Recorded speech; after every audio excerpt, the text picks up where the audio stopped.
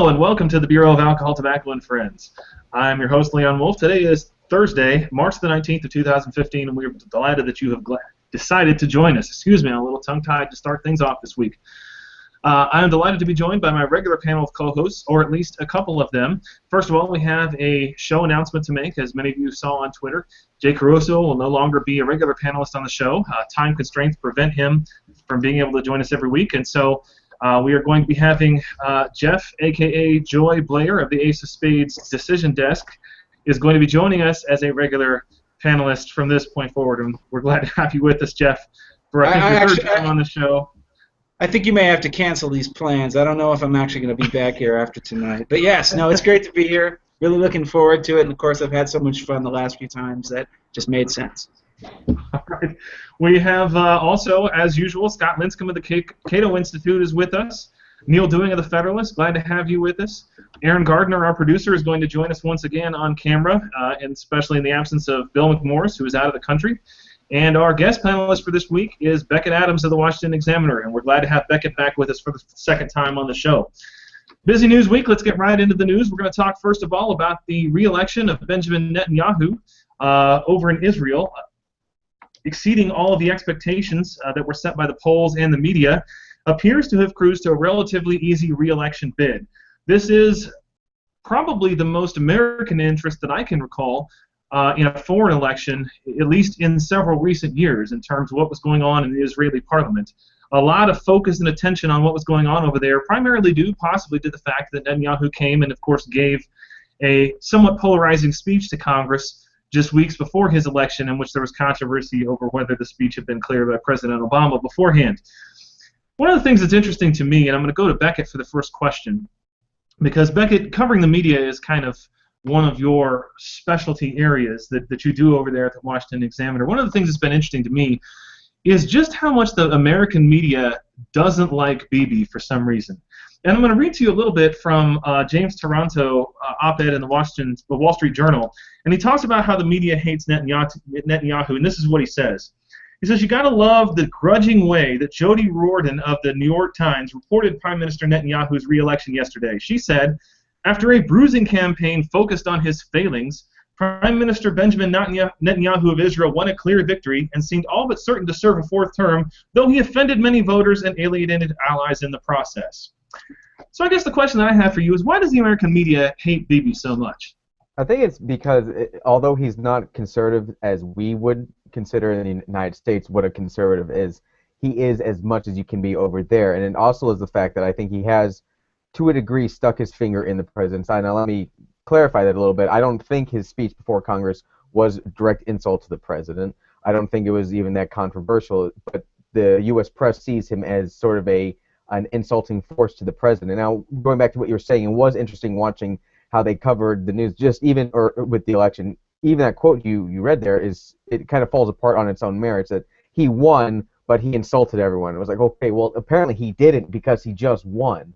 And likewise, after he won, you saw there was a trend in the press where they were saying, well, he won, but now this means things are going to be far worse for Israel. They'll never have peace. And so all these sort of declarative analyses that came out, I think the press doesn't like him because they think, and this is my personal analysis, is that he's been, for no better way of putting it, a pain in the ass to President Obama and this administration. He's been very outspoken, and he's been unafraid to be critical of this White House, and I think for some members of the press, they find that galling, insulting, and something that they're not willing to put up with. You know, I think you're totally right on that, Beckett. When anybody dares to say that Obama isn't perfect in every single possible way, the left wing flips out and loses their shit. This is just one incident among many. And Matt McCowak actually had a good tweet on this. He said that Obama called up Bibi to concede the election because, honestly, and this goes back to Leon's point, when was the last time we had a president who was actively campaigning against Israel or the prime minister of Israel? I don't think we've had that in a long time. And going back to what you're saying is you can almost, as a joke, say he's the Giuliani of Israel, the way that they treat him. You know, Giuliani came out and had those remarks a couple of weeks ago, and it was amazing. This is something else I tracked, was watching the reaction in the press, that there's sort of "how dare you, sir," over the top reaction, and it got to the point where when it went to, I think, the 72-second hour of it in the media, we were kind of wondering, how is this? Why are you guys really this angry? And then you start to wonder, like, is the press really that defensive of the president that it, first of all, that they can cover Giuliani the way they did, and did that leak over into their, what appears to me to be an intense disliking for Netanyahu?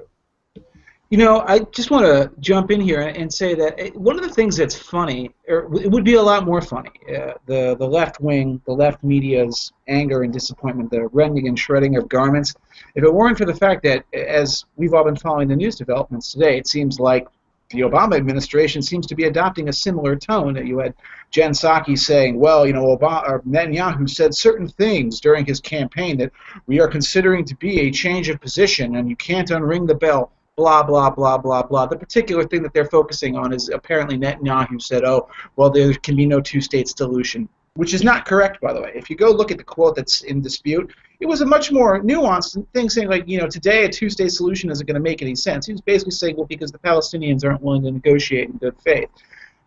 It's obvious, to my mind at least, that Obama is choosing to interpret this in bad faith.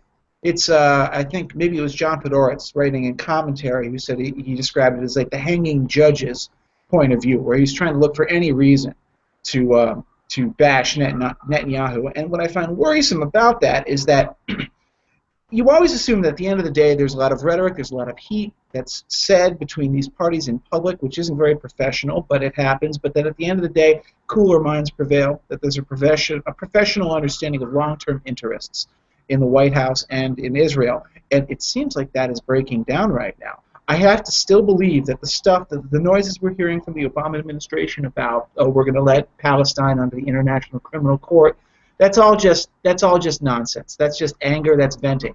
But if that, God forbid, actually becomes true, then, you know, what does it say about the Obama administration that they let their personal anger at losing this race get the best of them? So let me turn to Neal for kind of the flip side of this particular coin.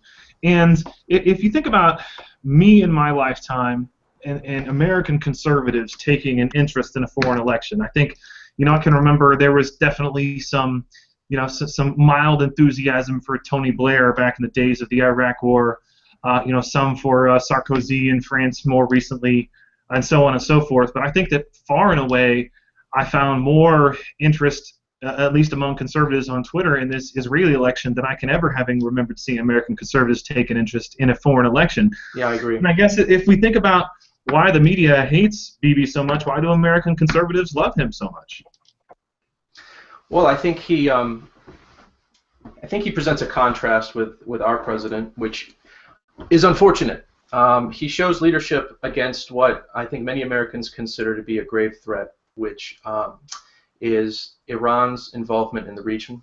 I think we know that Iran has supported terrorist groups in the past. They have supported military operations in Iraq covertly, which have resulted in the deaths of American soldiers. Iran is our enemy. We happen to have several other enemies in the region at the moment, predominantly ISIS, which is taking barbarity to new lows. Iran actually happens to be fighting ISIS because ISIS stands in direct opposition to Iran's version of Islam. So the thing is that Netanyahu hasn't lost his focus on we have enemies over there. He's not afraid to say we need to stand in opposition to people. Barack Obama came into office saying that he was going to repair America's reputation in the world. He was going to make us, loved again, what have you, basically by rolling over to anybody and not standing up to them. And so, he's extended diplomatic overtures to Iran. Iran has run circles around him with the nuclear enrichment program. There are a whole host of reasons, but I think the primary thing that people see is Netanyahu is leading and standing in opposition to someone who is expressly against Western ideals, Western ideology, whereas President Obama is seen as sort of accommodating that or allowing it to thrive. Don't you also think that Obama has kind of set the stage for American conservatives to be looking elsewhere for leadership as he's kind of retreated from that position that presidents of the United States have had throughout history, being Oh, absolutely. Absolutely, I do. Yeah, I think Obama's approach has been to diminish America's presence on the world stage. It's sort of funny to me. Like, I sometimes think about libertarian foreign policy. Is this what it would look like a little bit, sort of lining up with Obama's standpoint? Maybe Scott can answer that question. But if you recede, if you retreat from the world stage and stop being America's or the world police, doesn't that necessarily bring some of these same problems that we're seeing today? So I'll allow Scott to respond to that, but I also want to ask him and follow up to that as well. What do you make of Bibi's alleged flip-flop on the issue of whether he will allow a Palestinian state to exist? I mean, there was some allegation, and it's unclear to the extent to which he was saying this definitively, that he said, as long as I'm elected, there will never be a Palestinian state. Then there's some allegation that he may have backtracked to some extent. And of course, the United States is taking the position that he has all along kind of slow-played his desire to actually participate in the negotiations. Where do you think that he ultimately stands on whether he will allow a Palestinian state to exist under his watch? Well, let me first start with Neal's egregious hyperbole. No, I mean, obviously, so I can't speak for libertarian foreign policy. I think most libertarians would say there isn't a libertarian foreign policy in general. But I can say this. The idea that a libertarian Rand Paul type president would be sending his own campaign operatives to Israel to campaign against a politician he doesn't like is asinine. The idea that a libertarian president would then call the leader of Israel after winning his election and telling them he's going to pick opposite sides because of things he said is, again, asinine. And then finally, the idea that any president, would claim that it's this ridiculous demagoguery that Bibi used to win the election was so unfair and justifies all this change in historical foreign policy, also asinine. Particularly coming from this president, but geez, any American politician, you really got to have some chutzpah, to claim or to be offended by campaign demagoguery. These guys do this all the time. So, to get upset and to claim that this was justification for a dramatic shift in long-standing historical American foreign policy is nonsense. Now, on whether Bibi meant it, man, I have no idea. My guess is that he saw the need to make a rhetorical shift in the late days of the campaign in order to win. And he made that shift and then found a little wiggle room on the way out, and thus proved that he is a freaking politician. Some things don't change regardless of what country you're in. And so maybe, given the flip-flopping and giving that type of behavior, maybe he and Barack Obama can find some common ground to come together in their campaign stupidity. Beckett, whatever you think about the seriousness of Bibi's promise the day before the election that he would never allow a Palestinian state to exist, Obama administration officials are using that, per the New York Times, as a pretext to go to the United Nations and seek a Security Council resolution calling for the establishment of a sovereign Palestine state, essentially along the lines that were drawn pre-1967, dividing Israel from the West Bank and the Gaza. If they do that, how do you think that's going to be received stateside here in America, especially among a lot of the Jewish Democratic voting base? Well, it's funny because going back to what you were saying earlier, I do think you're right in saying that there was a certain amount of interest in this election that I haven't ever seen for a foreign election. So if they were to go to a UN Security Council and propose something like that, I think there would be an interesting amount of pushback. I don't think it would be well received. I think it would be along the same lines that what we're seeing right now with how the administration has been tussling with Israel. What I think is funny too, also going back talking about some of the justification for doing this, the things that Bibi said in the election, some of the demagoguery, which I find absolutely precious, that our members of our media are now all of a sudden shocked and offended, especially when you have like E.J. Dionne writing in the Washington Post, which dedicated reporters specifically to following Seamus the dog and Romney's high school haircut, and then all of a sudden they're like, oh wait, I can't believe Bibi would say that politics is a sacred game. Why would you sink so low? Blah blah blah blah. But the point is that some of the stuff he said, and going back to Jeff, I think Jeff made a good point. It was a little more nuanced than just saying, not on my watch, Bibi. So if they were to go to a UN Security Council, I honestly, I think that is a bit of a hollow threat. I really don't think, I mean, I'm almost willing to put money on they're not going to actually follow through with that. If they do, I do think they will be poorly received. It'll be pilloried by certain corners of the press. Right-leaning media will not like it at all. Fox News, the Examiner, Breitbart, that it will be destroyed, or it'll be very poorly received in that corner. But I don't think it will actually be very well received as far as the legacy media. I don't like using mainstream media because it's a bullshit or BS term. I mean, Fox is mainstream, but my point remains. I think it will actually be a mess, which is why I think it's more or less a hollow threat. All right, Jeff. Obama's chief of staff, Dennis McCunnough, is going to be giving a speech Monday to the J Street Group, which is essentially a United States front group for anti-Israel interests and anti-Netanyahu in particular. And you have to wonder, as you see all these moves going on, the extent to which Obama is willing to openly abandon Israel. And I guess the hypothetical that I would put to you is, he's got 22 more months in office. Let's say that tomorrow he just goes out there and says, I pull the plug. No more money, no more aid, no more weapons, no more anything. What kind of effect would that have on Israel? What might the potential consequences for Israel be in terms of the lost relationship with the United States over the course of an almost 2-year period? Well, I think if that were to actually happen, and I don't think it would happen, I think Israel is, if there is nothing else that you can characterize politicians on every side of the spectrum in Israel, except for the crazies on the far left and the far right, they are profoundly practical and realistic people.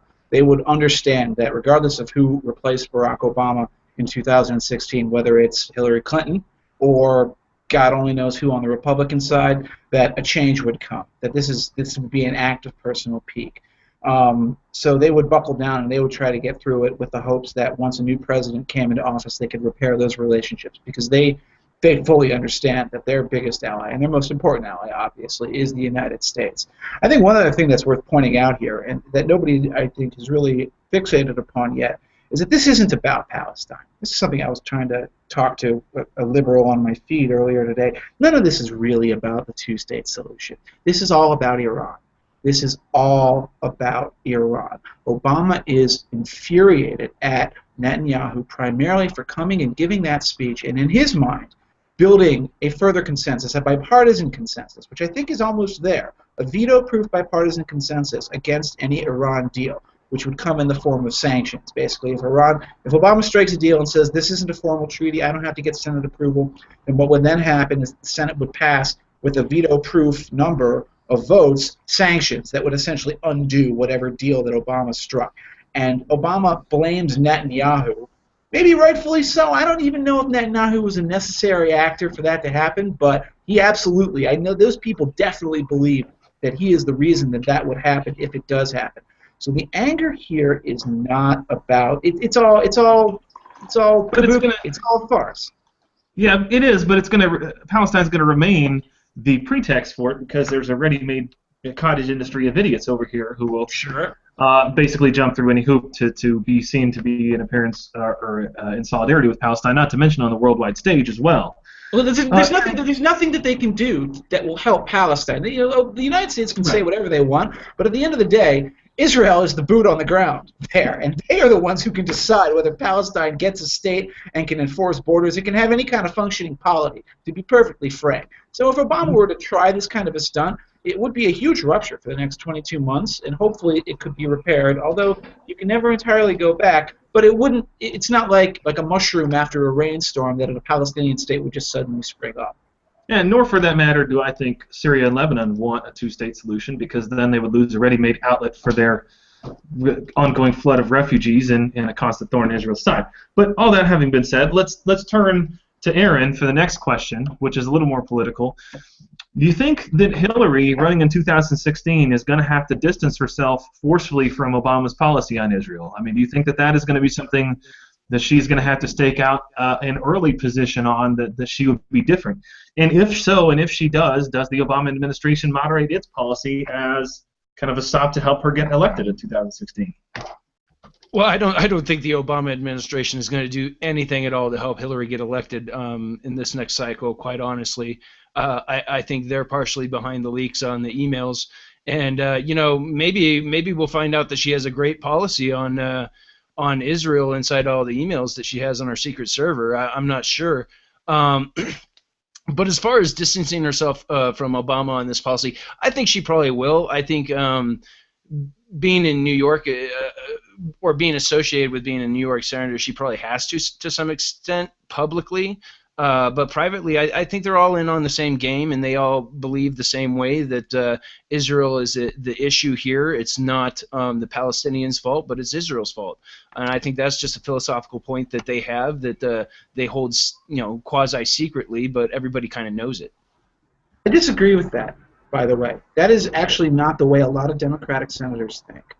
I know it's very easy to say that a lot of this stuff is faked, but I think that the bipartisan support for Israel, although it is definitely shrinking and vanishing among the base, the activist base of the left, is still a very real thing with the elected Democratic senators in the House, or in the Senate, and even representatives in the House. So I disagree. I think that may be true to an extent, but I think the far left progressive faction, the Obama faction of the Democratic Party, is in control right now, and I believe they honestly dislike Israel's existence, quite frankly. And I think that it's a little more nuanced as well, the question of Obama versus Hillary. I think definitely there was some personal animosity that sprung up as a result of the campaign there in 2008, but I think that in large part you're seeing, at least on the campaign side, a lot of those folks are bearing the hatchet. I mean, if you look at who a lot of Hillary's early campaign team is, it's almost all the Obama inner circle people. And, there's actually stories that they're not getting along well with the Clinton old hands, and Hillary understands that she needs them for the sake of running her campaign. Which is a good segue for us. Let's move on to a little more 2016 focus for our second topic of the evening. First question here is going to go to Neal. For those of us who kind of follow the inside baseball aspect of blog wars and Twitter and so on and so forth, there was a major story earlier this week, kind of a lesser story in the wider news to the legacy media, involving a consultant that was employed by the Scott Walker campaign, a woman named Liz Mayer, who's somebody that I think many of us are at least familiar with or acquainted with, if not friendly with. Of course, it was the Breitbart website went back and dug up a lot of her previous writings that were deemed to be insulting to Iowans in particular, and published them, and he was essentially forced to accept her resignation from the campaign. I guess for me, when I look at this particular story, I don't think that anyone is made happy by the fact that Liz Mayer is no longer working on Scott Walker's campaign. There's nobody who's overjoyed by that. Even the people who called for it and asked for it, they're not now like, okay, well now she's gone, Scott Walker's great. I guess the only question to me is, are people more or less angry? Do you think that having done this will be a net positive or negative to Walker's campaign? I think on the whole, this won't be a major drag on Walker's campaign. Where I do think this is going to have an effect is among certain pundits and bloggers and that sort of thing. There's been a strain of Walker fanboyism. Walker has been sort of working his way up to being the anointed one, the anti-Jeb, the one who's going to save us from the establishment, that sort of thing. And he's gotten quite a bit of just, adulatory kind of coverage, blog posts, breathless sort of things. I think at least some of that is going to diminish now, because what he's done is he's fired Liz Mayer, who I've never worked with personally, but who I understand is very well regarded in the professional campaign world. So she has a lot of friends. A lot of those people are writers and pundits and that sort of thing. And so they're going to look at this as a sign of, well, Walker is taking his first steps out onto the national stage, and he's showing a little bit of weakness. He's saying, okay, well, I stood down the teachers' unions in a recall election, but a Breitbart post and a couple of Iowans, and yeah, I'm just going to go ahead and roll over for these guys. So I think people are going to be reevaluating Walker to an extent. Is it going to be fatal? No. It's way too early to say it's going to be fatal or it's going to have a major effect, but there's going to be that degree of a diminution of enthusiasm.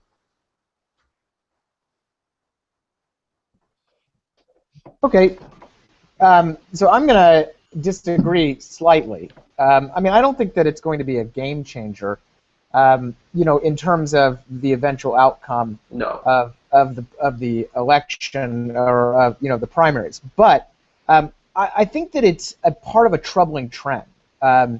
So in the last couple of weeks, we've seen Walker flip-flop on immigration. We've seen him flip-flop on ethanol and the renewable fuel standard. And we've seen him flip-flop on the fair mayor. I think each one of these in isolation is surmountable, and I think even all together they're surmountable. But what they have done, and I think pretty significantly, is undermine his credibility not only among the grassroots and among the Twitterati, but among a lot of the kind of punditocracy on the right that you really do need if you are going to mount a sort of insurgency campaign on the right against the likes of Jeb Bush. Right.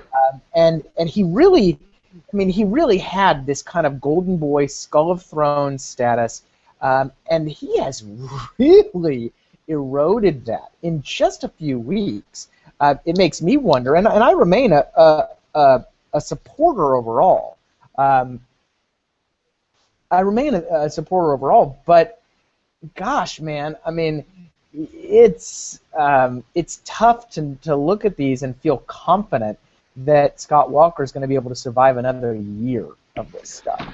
See, my feeling about this, and I think that Scott Walker, and this is something I've gotten the impression, not just from this, but also from the kind of the media kind of blips that he had with the questions that he answered, is that Scott Walker has a nucleus of things that he cares about, which is what separates him from Mitt Romney. He does have kind of a core set of beliefs that he adheres very strongly to.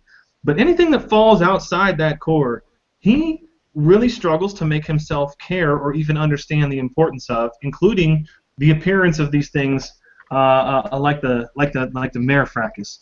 And if I could go over to Beckett on this one, one of the things that I think is really unfortunate about this entire episode, and having done this particular job for a presidential campaign before, is that people do not understand that people who rise to the level of presidential candidate, even today, have very little understanding of what goes on in the online world. Okay, so people like Mitt Romney, Scott Walker don't read Red State, Hot Air. Those, and so when the blogosphere gets all up in arms, they don't. It's not that they don't care. They don't even know. They don't even know where to start looking for all these things.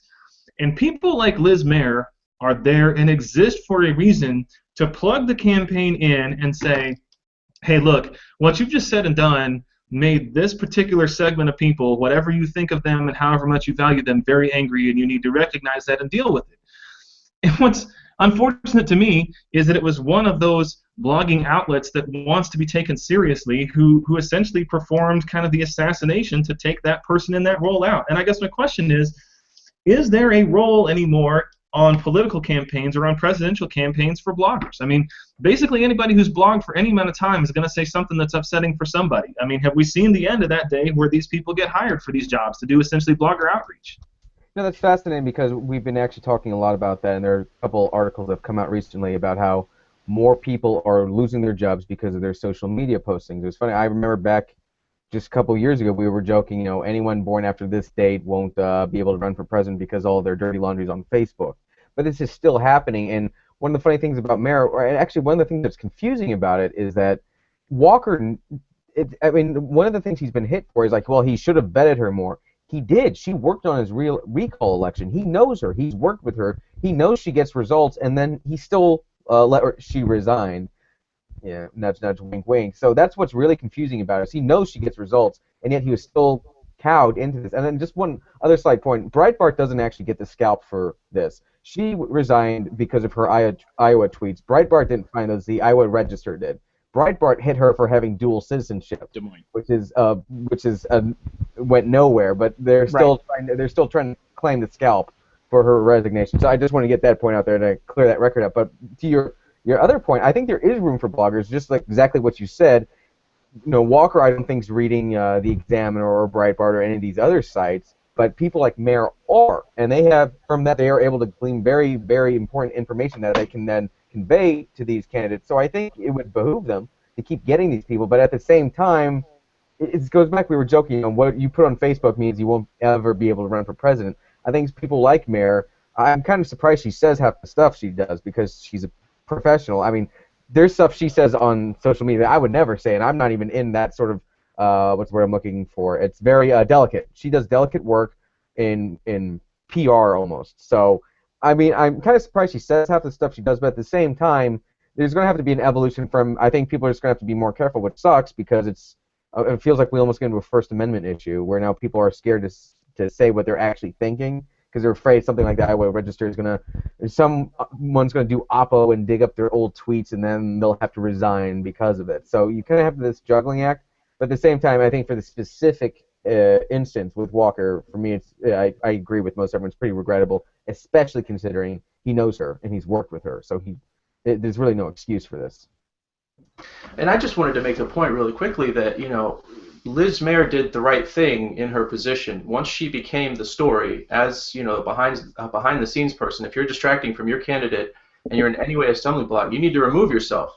And so she did, but it was extremely easy for whoever orchestrated this to make Liz the story here. So did that involve a certain amount of collusion or what have you? That's the troubling thing is anybody. And I think Beckett alluded to this. Anybody who has said anything nasty or snarky on Twitter can maybe write off any kind of career in professional politics and campaign politics because it's going to be used against you. It's going to be used to embarrass the candidate. So I think that's it's worth mentioning.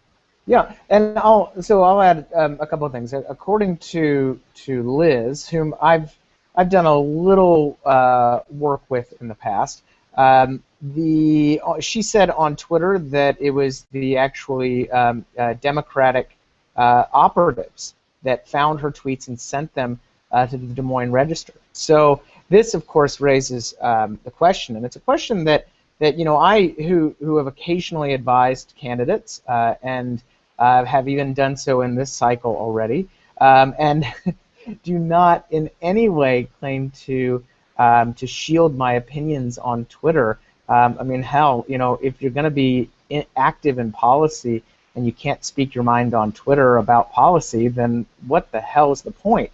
But I have to say, after seeing what happened to Liz, and I know it's a little bit different because she's a paid campaign professional doing communications, it's a lot different than a lot of the unpaid policy advisor stuff that we guys do. But at the same time, I mean, I got to wonder, given the fact that I've said that I think ethanol mandates are atrociously immoral, uneconomical, and anti-environmental, and that I think, therefore, the Iowa GOP is bad for the country, am I done for this cycle and going forward because some smart Democratic campaign operative or somebody from another campaign will latch onto that, and you really don't know. And I would just one last thing, I know I'm kind of rambling, is that this really does, as I think John Dickerson and Slate had a really good article this morning. Said, what kind of culture are we really creating in politics? This culture of cowardice. Opinions are valuable, and people with strong opinions are really valuable in politics, particularly when you talk about principles and policy. And if we're creating a space that doesn't value any of that, and you're really just going to be this anodyne, boring crap, it really is doing a disservice to the discourse and to politics. And I really hope we're not doing it, but it looks like we are. And I think that, and I'm going to let Aaron, I know Aaron has something to say, but I think that what has to happen is, when people come to hire you, you have to be prepared to say, listen, you need to understand that I've said X, Y, and Z, at least that I can recall. I will say whatever you want in the purpose of the campaign. You need to be prepared to be attacked over this, and if I'm going to get fired at that point, just let me know and don't hire me now. But if you're not going to stand up and say, we value this guy's contribution, I will stand behind what he said there, but we value his overall contribution for the team, we just need to step back and reevaluate this. And the other thing is, it was pointed out to me, I think by Noah Rothman on Twitter, that, look, you can get to a certain point where you become valuable enough that you're essentially bulletproof and you can go and mouth off to the press. James Carville gets away with it all the time, and, he still gets hired. But you do have to kind of prove your chops and your worth before you can step out and take those kinds of positions and also work on active campaigns. Aaron, what do you have to say? Well, first and foremost, I'm going to say I think the focus on Liz Mayer on this is totally unfair. Eric Erickson has pointed out that Liz wasn't in a policy-making position. She wasn't in a position to be influencing the campaign. She was simply, and this isn't to disparage Liz at all. I think she does amazing work and she's great at what she does. But in the function of a campaign, she is literally just a cog. She has a specific job and a specific purpose, and when she's engaged in that job, she has certain boundaries. So to then say, oh, her personal beliefs are an issue on what she does in this specific job with these specific boundaries, I think that's stupid and petty. Now, on the other side of this, on the political side of this and the horse race side of this, I think Scott Walker is damaged by it. My initial reaction when I saw the tweets, which I first saw them, I believe, on Sunday, and I tweeted or I messaged a friend of mine, and I said, this does no good for Scott Walker. And it wasn't, no matter what he did, Scott Walker was going to get screwed in this instance. There was no good way for him to step back from this and not come out, hurting some specific faction or pissing off some specific faction of the movement. So I think if this was a single incident, it wouldn't be a big deal. But with everything that has happened, literally, I tweeted this out earlier, and I'll say it again. He punted on an evolution question. It doesn't surprise me that he fired Liz Mayer over this. So it does, again, make me wonder what Scott Walker is doing with his national rollout. And I honestly think he's blowing it. Well, to me, I mean, she is, and all communications people are essentially the functional equivalent of lawyers. She is paid to say what the candidate wants to have said. And I think everybody understands this with respect to attorneys, that as long as they are saying what the candidate wants said, it's not their own words, and that's not what they're there and what they're for. So it's disappointing to me as well. Let's move on and flip to the Democratic side just a little bit. Jeff, I'm going to throw this question over to you. Reuters came out with a poll just today. Show that support for Hillary Clinton's candidacy is softening. It says support for Clinton's candidacy has dropped about 15 points since mid-February among Democrats, with as few as 45% saying they would support her in the last week. Support from likely Democrat voters has dropped only slightly less to a low in the mid-50s. Nearly half of Democratic respondents, 46%, agreed there should be an independent review of Clinton's emails to ensure that she turned over everything that is work-related. So we've kicked around this email scandal for the better part of 3 weeks now. Are we finally seeing, is this going to be the thing that opens the door for somebody like Martin O'Malley to put their foot in and make this a real race on the Democrat side? No, that was easy. And I hate to shoot it down like that, but as the old adage goes, you can't beat something with nothing. Martin O'Malley, functionally speaking, is nothing. All right, Liz Warren. Maybe Liz Warren might be something, but she's not getting in this race. I've seen no signs that she's reconsidering her decision. It actually, in a funny way, this ties in with the previous topic, that you can hate Hillary Clinton all you want, and Lord knows none of us here are fans of hers, but the brutal, sort of inexorable logic of her campaign, which is infuriating to people like us, is nevertheless effective. She knows something that Scott Walker doesn't, that all these things will be lost in time like tears in rain. All right, everyone's talking about the email scandal. There's another scandal that just came out today about her charity, that she never revealed the donors to her, the foreign donors to her charity, as she promised that she would do back in 2008. And it's all horrifying. It's all outrageous. It's a travesty, and nobody is going to care. And the simple fact of the matter is that I remember the last time I was on here, or maybe the 2 times before that, you asked me this question, which just shows you how long we've been batting this around. And you said, well, is anybody going to challenge Hillary? And my answer is no. They see her as the golden ticket. They still do. If she is caught, like, on camera shooting a person, you might see somebody jump in. But even then, it might be a near-run thing. And I wish I could say otherwise, but I think this is a pretty set deal. Jeff, I think you're 100% wrong here. I think too many people are giving Hillary credit for Bill's likability, and she has absolutely no likability. In the general election, she is a shrill harpy, and they will look to replace her as quickly as they can. Who would be the candidate? Name. You can't beat something with nothing, Aaron. Who is the candidate? Elizabeth Warren. Elizabeth Warren. I know you're skeptical. She has no infrastructure. How's she going to do it? How about Jim Webb, guys? They could just port Obama's infrastructure into her infrastructure. Don't be silly. Come on now. I don't know. You have to lay the groundwork for these things. I don't see it happening. Well, so just this morning, I forget on some morning, I think it was on Morning Joe, they actually had polling in New Hampshire. It's pretty interesting. It was hardcore, Democrat-affiliated voters. They asked about Hillary, and they all said the same thing. And I'm afraid it's going to go along with what Joy was saying, and that is that they're troubled and they're concerned, but they still strongly support Clinton, and they have no interest in Warren or anybody else.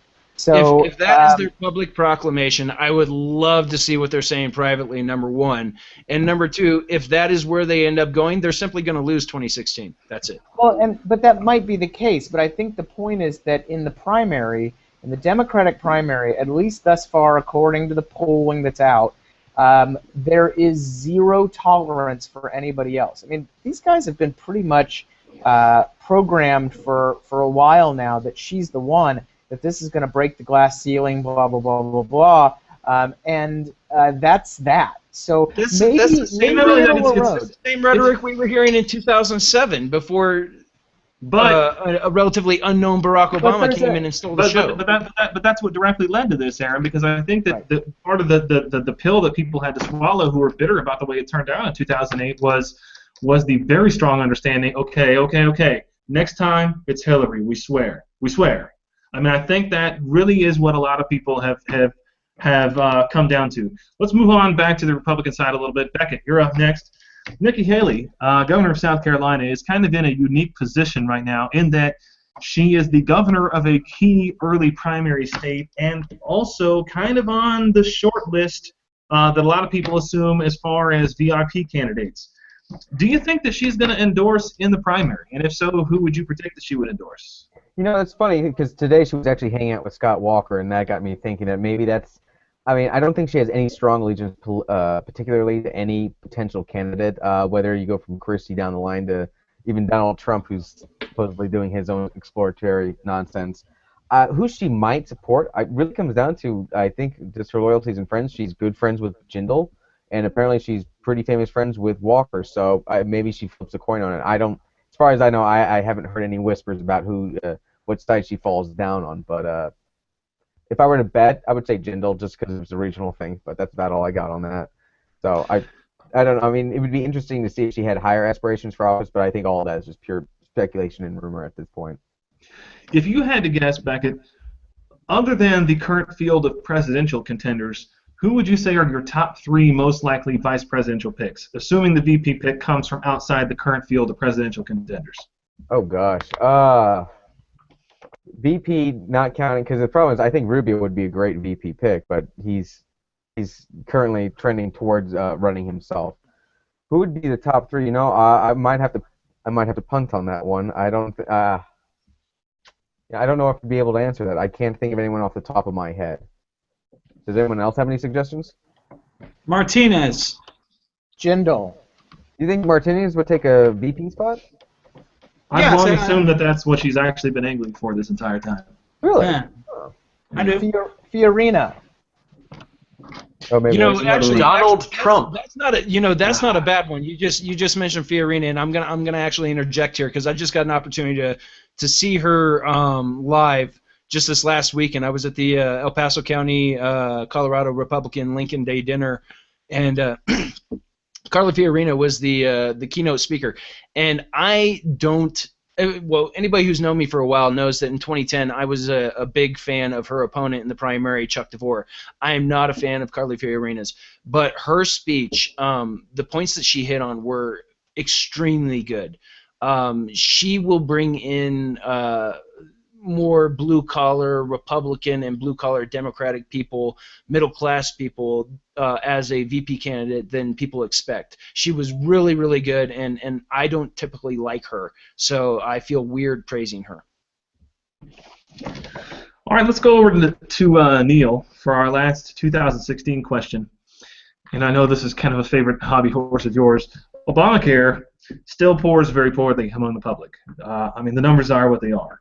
The GOP Congress, for better or worse, intends to keep the law kind of in the limelight. They have yet a new way that they're going to get this to Obama's desk. They're going to pass it as part of the reconciliation next year and make him actually veto it for whatever that is worth.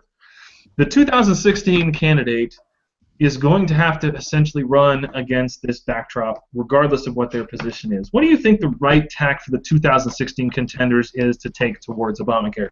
What should they say they're going to do about it, and what sort of promises should they make about it? I think somebody running in 2016 would be wise to avoid over-promising things.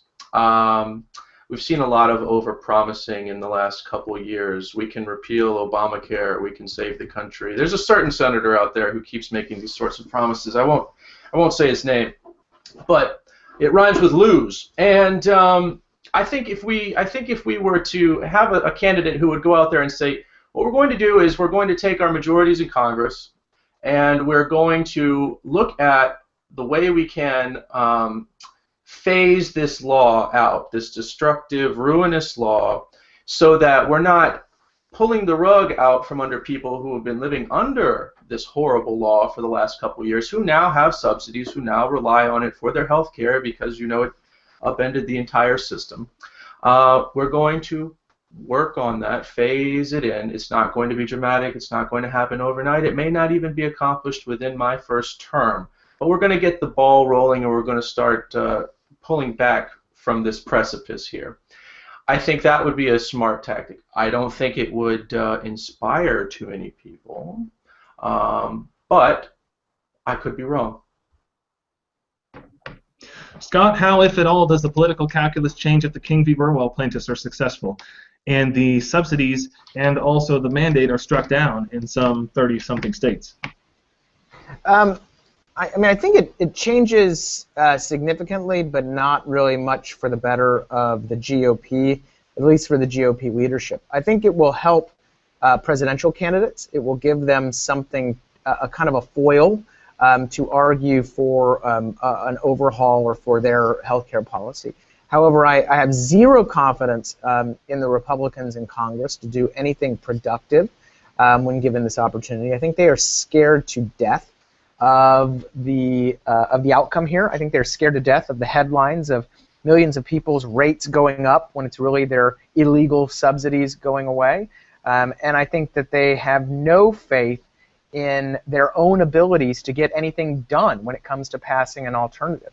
Meanwhile, I think the administration already has figured out that there are going to be a lot of states out there with Republican governors in the Kasich mold who are more than willing to bend the rules and turn their federal exchanges into state exchanges. In fact, that's what we learned just this week, that's HHS's fallback plan, even though they claim they didn't have one.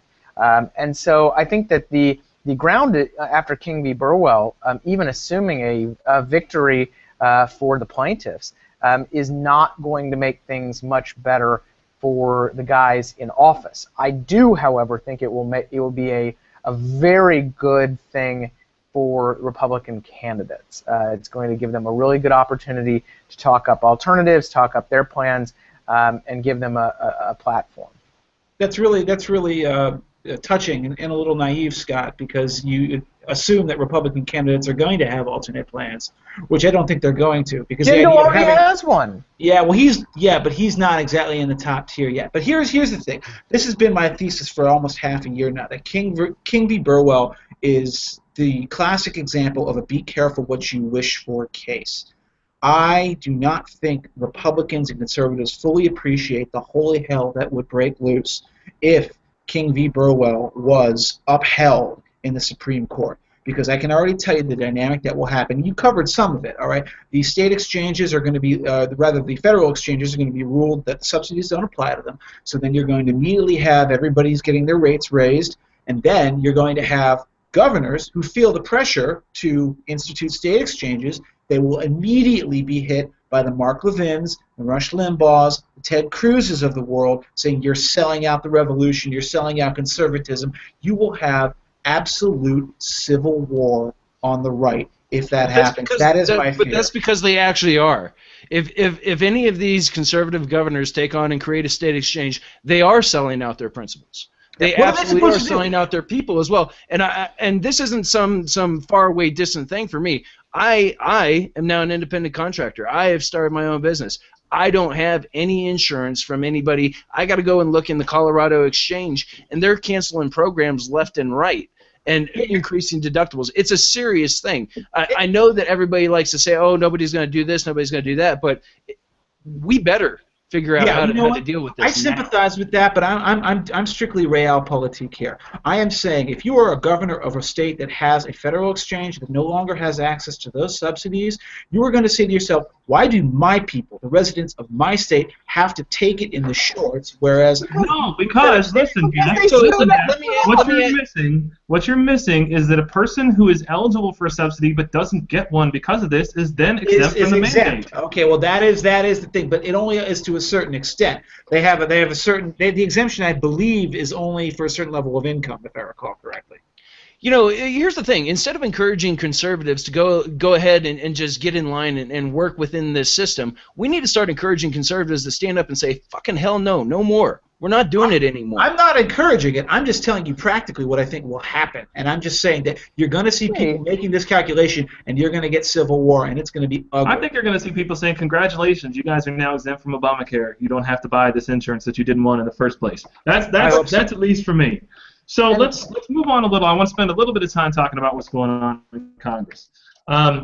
Beckett, I'm going to turn this back over to you. It appears that Boehner and Pelosi are on the verge of a deal to close the $210 billion so-called doc fix for Medicare. And what it essentially is, to make a really long story short, for years and years, Congress has used essentially accounting gimmicks to kind of kick these automatic rate reductions that Medicare reimbursements to doctors that they get down the road, and they've determined for whatever reason that now they're not going to do it anymore. They want to actually fix that statutorily so that doesn't happen. The problem with that is it's going to cost a lot of money.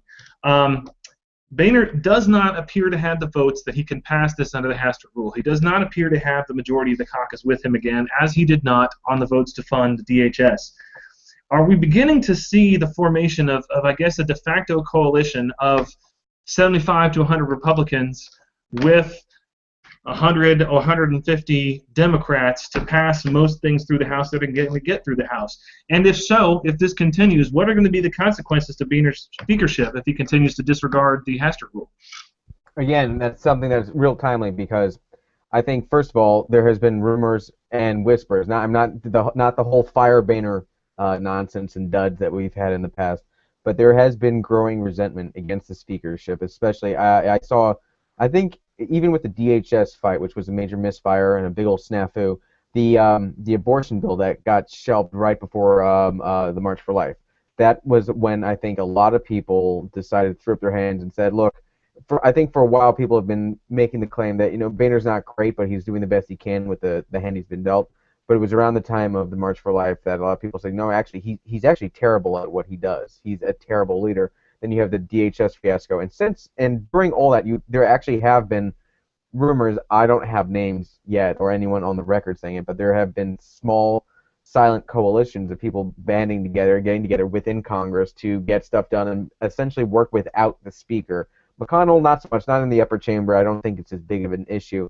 But going to the final part of your question, I think that's why we're now seeing, there was a story in CNN today, and I believe Politico as well ran a story about this. There are now whispers about Jim Jordan is eyeing the speakership. He's looking at maybe making a run for it. And then this is an actual legitimate run. This isn't the sort of, Louis Gohmerd's like, we're going to get them all good now and, launch something in the last moment before the vote. Jim Jordan, if this is true, and these aren't just whispers, he's laying the groundwork now, and he may actually have the support because I think, and if you can believe this, I have little faith in Congress. I'm sure everyone on this panel has little faith in Congress, but what's funny is that apparently people in Congress also have very little faith in Congress. And I think a lot of frustration with Boehner's leadership is coming to a head, and I think it's interesting that we're now seeing stories about, again, Congressman Jordan coming forward. As far as this, the specific bill you're talking about with him and former Speaker Pelosi, I don't know if that will pass. I mean, it's one of those things I've learned the hard lesson enough in the past to not make predictions because I tend to get them wrong for some reason. I don't see if it passes or not. I don't have enough information to be able to make that. But I think the more interesting point that I've been kind of watching is seeing this bubbling frustration within his own caucus against Boehner. I don't know if he holds on to it, again, especially, and I keep repeating myself, but if Jordan is now coming out and if reports are coming out now, he may very well be laying the groundwork, and he might have a good shot at it. All right, Neal. Let's. Next question goes to you. The GOP in the Senate is delaying the confirmation of Loretta Lynch over the human trafficking bill and the ongoing fight over the Hyde Amendment language. Yes.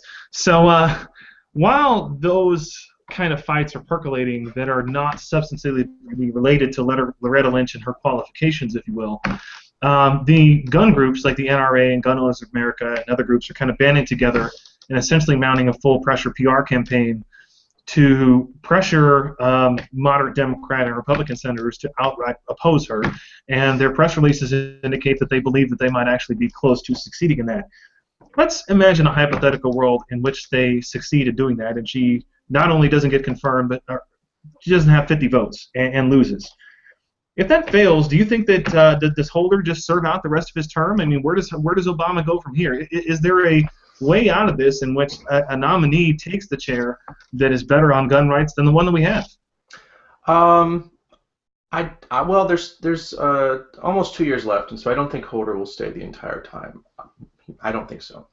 But will we get a better? You don't think he'll stay out of spite? I mean, his comments lately indicate he's kind of hard around the edges about the way that he perceives that he's been treated in office. Anything's possible, but I don't think so. If he wants to leave, he'll leave. However, will we get a better nominee if we do this? I don't think so. Probably not. But I think it's important still to do this, to deny Obama his first pick. Let him know that he's not the king of America. He doesn't just get to tell people who he wants in office. The Senate has to confirm it. There's a process for this. I think it's important for the Congress to reassert its co-equal authority in the government. It's something that they haven't been doing sufficiently over the last several years. So even if we were to get, say, another candidate who is not ideal on guns, the fact that we actually did take a stand on Loretta Lynch is incredibly encouraging to me. So, yeah, I don't think the prospects are good for the next 2 years. I think everything's going to be a massive black hole of stuck. So let's wrap up for the night, and we need to have a lightning round. This is a good lightning round. I'm especially pleased with this one. I saw an article on CNN Money today that ICANN, or whoever it is who's responsible for these things, is going to open up domains that now end in .porn and .sucks. And companies, of course, are scrambling to grab the domain for all of their companies, not only ending in .com but also .porn and .sucks, so that hilarious internet trolls cannot cyber squat on these and put up humorous websites. So I've asked the panel to consider what, in your mind, would be your favorite actual company or actual website only ending with .porn or .sucks. So Scott Lincicome, you're up first. Well, I'm going to take the low-hanging fruit here and go with westborobaptist.porn or .sucks. I think both of those would be fantastic. And in fact, I doubt they're actually hopping to it. So for those of you out there watching right now and want to spend $10, please go out and take westborobaptist.porn and westborobaptist.suck. All right, Aaron, you're up next. Is Aaron still with us? I think we lost Aaron. All right, Neal. I just want to make sure Neal doesn't steal mine. Damn it. All right. All right, Neal, you're up next. I think I would like to do something along the lines of Chick-fil-A.porn. Just a lot of milkshakes and batter and that sort of thing. Maybe some waffle fries strategically placed. Anybody? Anybody else into that? No, just me? No, just you. Just you. You're weird like that. Just you, Neal. All right. I feel safe to say, Jeff, that he didn't take yours. What's going to be your favorite? Well, I had this brainchild earlier today, and I want to do HillaryClinton.porn, and then I want to sell that domain name to Gay Patriot. All right? Because Gay Patriot has a whole host of pictures he could use for that. That's the worst idea I've ever heard in my entire life. Beckett, what's going to be your favorite? I don't know. I would just do something odd like Mr. Clean Fantasies.porn or TemperanceAnkles.porn would be the biggest collection of modest ankle flashing you've ever seen. It would be great. Probably a huge segment of freaks out there who are into that sort of thing. I didn't really put a lot of time into it, but now the more I'm saying it out loud, I think I could actually make money doing this. I get a 10% finder's fee as the host of this show. All right, guys, thanks very much for your time. I want to thank my panelists for their time tonight. Aaron Gardner, thanks for being on the camera as well as your hard work that you always do producing and keeping us in line. Neal, doing the... Yeah, I missed the lightning round for some reason, so let me just tell you my two websites for the lightning round. Go for it. All right, well, first of all, it's clintonemail.porn, and the other one is that'swhatshesaid.sucks. Nice. All right. Well, that Aaron, is especially for Thomas Crown H out there on Twitter. All right. Thank you, Aaron. Thank you for your time, for your contributions, for your help producing the show. Neal Doing of the Federalist, thank you for being here. Jeff, a.k.a. Joy Blehar of the Ace of Spades Decision Desk. Welcome to the panel. Enjoy the razzing you're going to get from here on out. Beckett Adams of the Washington Examiner, thank you as our guest host. Appreciate you joining us, and we'll see you next week.